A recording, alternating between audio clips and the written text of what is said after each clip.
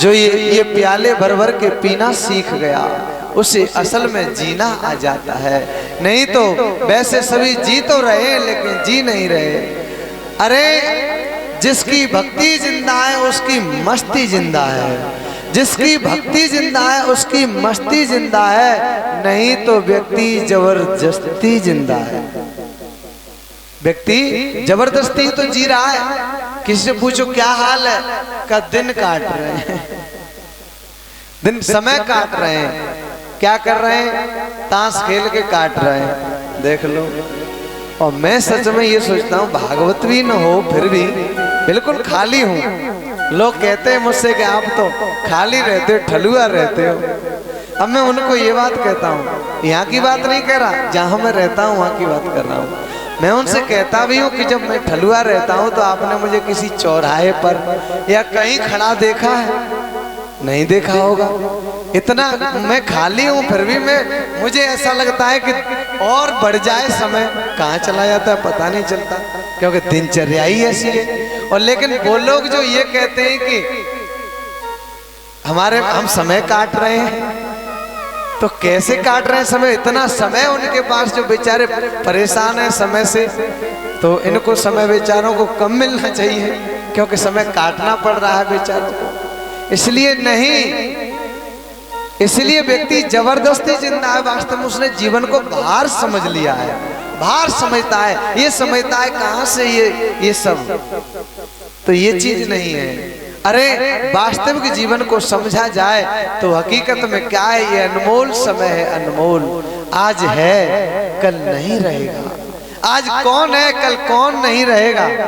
ये देख रहे हो भूचाल आ रहा है इस साल, ये पिछली साल 2025 में पंजाब के अंदर बाढ़ आई। बाढ़ कैसा तहलका मचा करके रख दिया था, और भी जगह आई, सब तहस नहस कर दिया।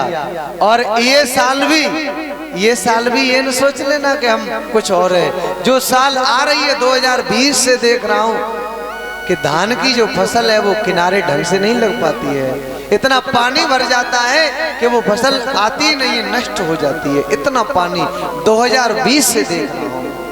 और वो वर्षा ऋतु वाली फसल है जिसके कारण जो वो लेट होती है तो उससे और भी फसलें लेट हो जाती हैं। ऐसा हर साल लास्ट में वर्षा, सितंबर में जाकर के वर्षा होती है, जबकि अगस्त में जाकर के लास्ट में समाप्त हो जाती थी। अब सितंबर में भी ऐसी बारिश होती है जो उसका पानी नवंबर तक नहीं सूखता।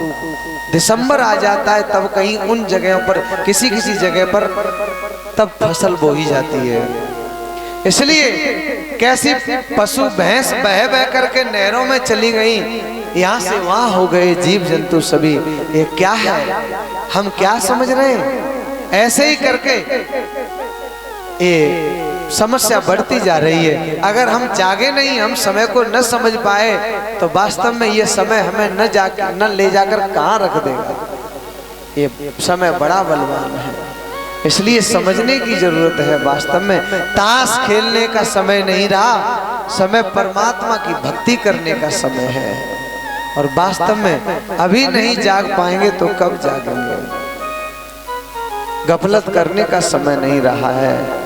इसलिए श्याम सुधारस जिसको पीना आ जाता है, सुनो साथियों उसको तो जीना आ जाता है। सुखदेव जी कहते हैं परीक्षित, एक बार नंद बाबा आदि सभी गोपों ने शिवरात्रि के अवसर पर अंबिका वन में गए और वहां पशुपति भगवान शिव जी की और अंबिका मैया की पूजा की। रात्रि को वहीं सो गए। एक सर्प आया, अजगर, उसने नंद बाबा को पकड़ लिया। भगवान ने उसका उद्धार किया और नंद बाबा की रक्षा की है। सुखदेव जी कहते हैं परीक्षित, शंखचूड़ नाम का एक राक्षस आया। शंखचूड़ भगवान बलराम और कृष्ण रात्रि के समय गोपियों के साथ विहार कर रहे थे। रात्रि के समय वैसे ही रात्रि में शंखचूड़ नाम का दैत्य आया है और ये कुबेर का अनुचर था। वह गोपियों को लेकर के उत्तर दिशा की ओर भाग गया। गोपियों को लेकर के भगवान श्री कृष्ण ने उसका पीछा किया। श्री कृष्ण ने आगे बढ़ करके एक ऐसा घूंसा मारा कि इसका गोविंदाय नमो नमः हो गया। इस शंखचूड़ का उद्धार भगवान ने किया। इसके बाद में युगल गीत आता है। युगल गीत में गोपियां भगवान की जुड़वा छवि का वर्णन करती हैं। उसके बाद में अरिष्टासुर आया, उसका उद्धार किया भगवान ने। और कंस के पास नारद जी गए और नारद जी ने भोजराज कंस से कहा, भोजराज तू बड़ा उदास रहता है, क्या चक्कर है? भोजराज ने क्या कहा? भोजराज ने कहा, मेरे काल अभी जीवित के जीवित हैं, मैं इसलिए दुखी हूँ। नारद जी ने कहा, एक काम कर, वो तेरे कौन लगते हैं? का भांजे लगते हैं। भांजों को बुलाया, कभी निमंत्रण दिया? का नहीं दिया।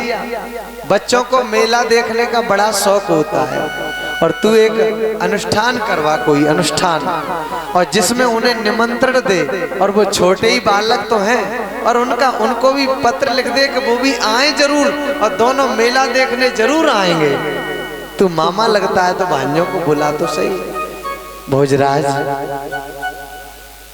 तू जिसे यशोदा और नंद का बालक समझ रहा है, वो यशोदा नंद का बालक नहीं है, वो तेरी बहन देवकी का ही बालक है।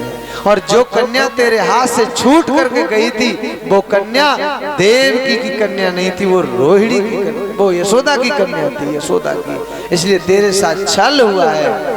कंस ने तलवार निकाली, कहा अब मैं देवकी वसुदेव को नहीं छोड़ूंगा। नारद जी ने कहा, नहीं नहीं, अगर तूने देवकी और वसुदेव को मार दिया तो वासुदेव कभी पकड़ में नहीं आएगा, इसलिए देवकी वसुदेव को मत मार। तू उन्हें बुला ले और तुम सब मिलकर के उन्हें मार देना। आज कंस की ये बात समझ में आ गई, और उन्होंने, वो कंस ने जाकर के अक्रूर जी से कहा, अक्रूर जी, गच्छ नंद ब्रजम तत्र सुतावानक दुंदुभे आसातेता विहानेन रथेनानय मां चिरम।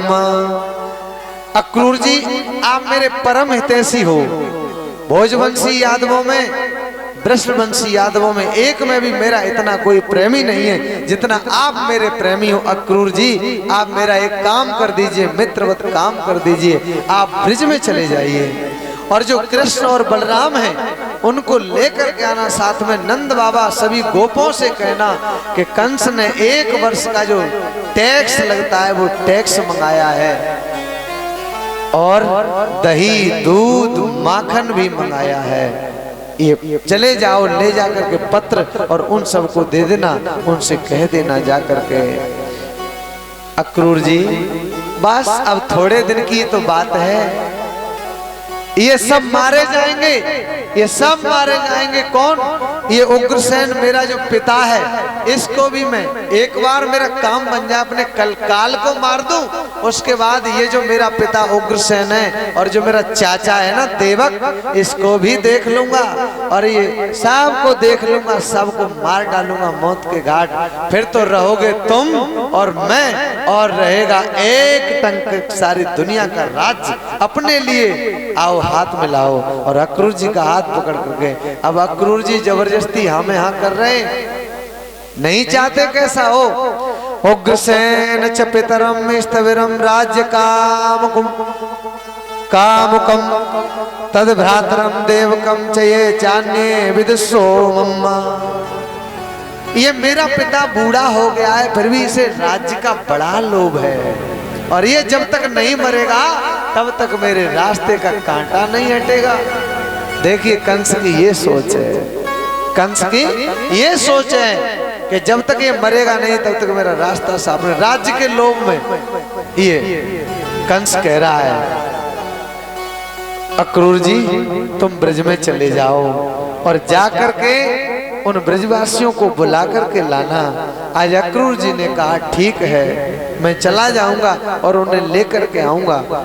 अक्रूर जी तो चले गए, तैयारी करने लगे, लेकिन केसी आया। केसी और केसी कंस से कहता है, महाराज क्या बात है, किस बात की चिंता है, आप क्यों उदास हो, मुझे आज्ञा करो, मैं क्या काम करूं आपका। कंस ने कहा, केसी तू जा और वो जो कृष्ण और बलराम है उनको जाकर के मौत के घाट उतार दे। केसी ने जैसे ही सुना, केसी कहता है चिंता मत करो, मैं जाऊंगा और उन्हें मार डालूंगा, मुझे आज्ञा दो। भोजराज कंस ने आज्ञा दी। कंस वो केसी चला, कंस का भेजा हुआ।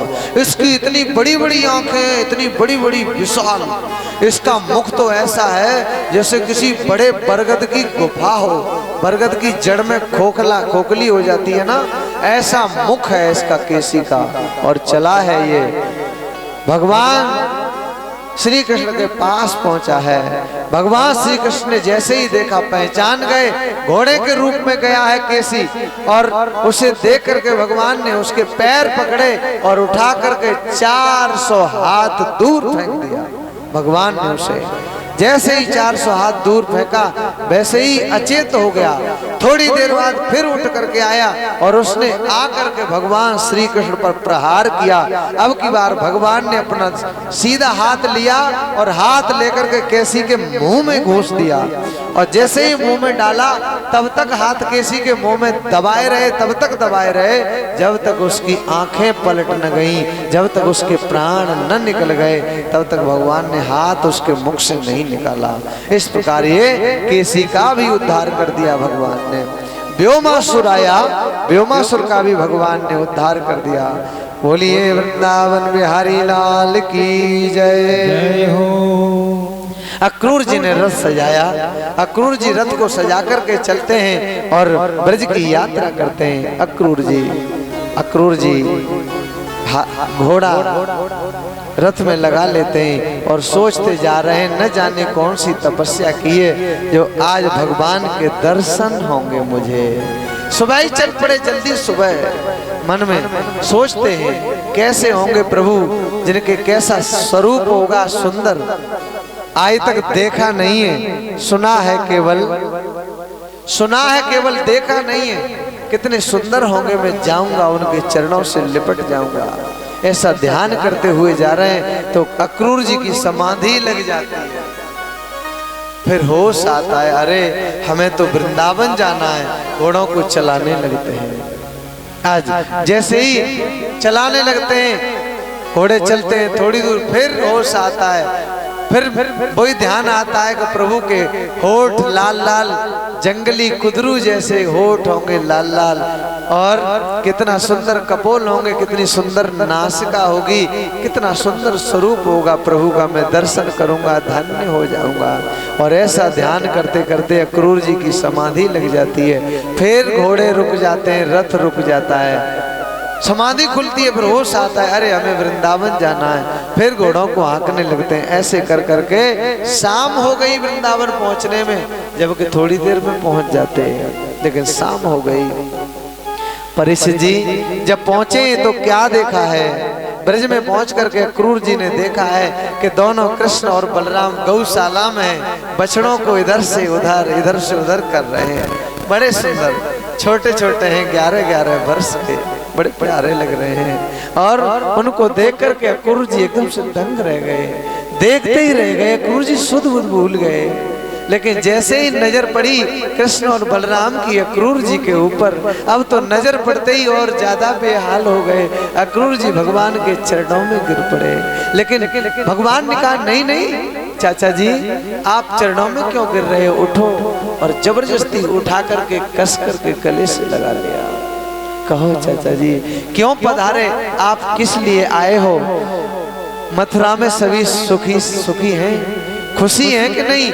मेरी मैया देव की पिता वसुदेव और मेरी मामिया जो कंस की पत्नी है वो, और हमारे मामा जी सब ठीक तो हैं? अक्रूर जी ने कहा सब ठीक हैं, लेकिन हे दीनबंधो आप तो जानते ही हो कि दांतों के बीच में जैसे जीभ रहती है तो कैसे रहती होगी। ये समझ लीजिए कि त्रेता युग है, और त्रेता युग में रावण के राज्य में जैसे विभीषण रहता था, वैसे ही हम जितने भी आपके प्रेम करने वाले हैं, जितने हम हमारे परिवारीजन हैं, जितने आपको चाहने वाले हैं, वो सब दांतों में जैसे जीभ रहती है वैसे ही रहते हैं। प्रभु आप सबका दर्द जानते हो, इस कष्ट से निवारण कीजिए, इस कष्ट से छुटकारा दीजिए प्रभु। आज जब ये बात सुनी अक्रूर जी ने वो अक्रूर जी की बात सुनी है भगवान ने, तो आज अक्रूर जी से कहा चाचा जी कहिए क्या प्रयोजन है। तो अक्रूर जी ने पत्र दिया कि पत्र भोजराज कंस ने भेजा है, सभी को बुलाया है, ब्रजवासियों को। पढ़ करके भगवान ने पत्र अक्रूर जी को ही दे दिया, चाचा जी ये पत्र आप नंद बाबा को देना, बाबा को देना। और वो पत्र बाबा को दिया है। बाबा ने जैसे ही पढ़ा है तो गांव के कोतवाल को बुलाया और कोतवाल से कहा जाओ पूरे नगर में सूचना दे दो, वृंदावन में पूरे ब्रजमंडल में कह दो कि कल हमें मथुरा जाना है और गौरस दूध दही सब इकट्ठा कर लें और कंस का टैक्स भी देने जाना है मथुरा के लिए, सुबह प्रस्थान करेंगे, सबसे कह दो। कोतवाल ने सबसे कह दिया जाकर के। आज सबको पता चलता है कि अक्रूर जी आए हैं। अक्रूर जी मैया यशोदा से मिले, नंद बाबा से मिले। अक्रूर जी ने जैसे ही ये बात बताई कि कंस यज्ञ का अनुष्ठान करवा रहा है, सबको बुलाया है, वैसी मैया यशोदा जो थी उसके होश उड़ गए। गोपियों ने जैसे ही सुना है कि अक्रूर जी आए हैं और कृष्ण बलराम को लेने के लिए आए हैं, वैसे ही गोपियों का बुरा हाल हो गया। गोपियां बिलखने लगी, दुखी होने लगी, गोपियां विधाता को दोष देने लगी। अहो विधातस्तवन क्वचिद दया संयोज मैत्रिया प्रणयेन